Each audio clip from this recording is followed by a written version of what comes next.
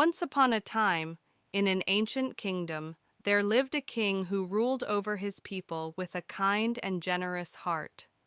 Though he was noble in character, he wasn't particularly wise.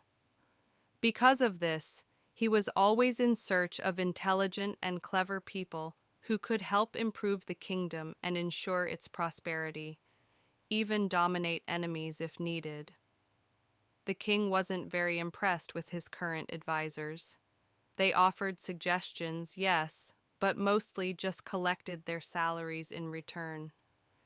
Their advice lacked the depth and insight the king was looking for, and this often left him restless and dissatisfied. One day, in hopes of finding clarity or perhaps inspiration, the king decided to go on a journey into the forest, accompanied by his courtiers. He thought maybe nature itself would provide him with some answers. After spending a pleasant time in the forest, enjoying the scenery and some light hunting, they began their journey back.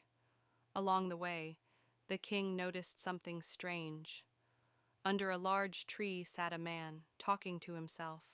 From afar, he looked odd, perhaps mad. The king stopped. A thought crossed his mind. This man is either insane, or he's someone with extraordinary wisdom, lost in his own world.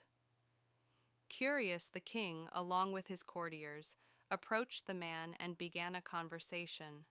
Though the man seemed half mad, his words carried an unusual charm and confidence.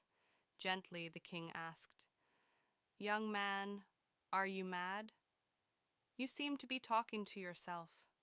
The man smiled and replied, "No, you're the mad ones, you and your entire kingdom. I'm perfectly fine.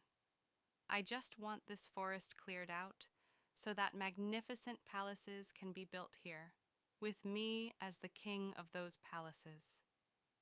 There was a strange conviction and boldness in his words, something you don't expect from a truly insane person. The king and his courtiers were stunned. Only a madman or a man of exceptional courage and intelligence could speak like that. The king observed him in silence for a while. Then he turned to his advisors for their thoughts. But jealousy and fear had already begun to stir in their hearts. They whispered among themselves, "What if this man becomes the king's special advisor? We'll all be beneath him. Our importance will fade." One of them murmured, "He's a threat. What if he overpowers all of us?" Another quickly added,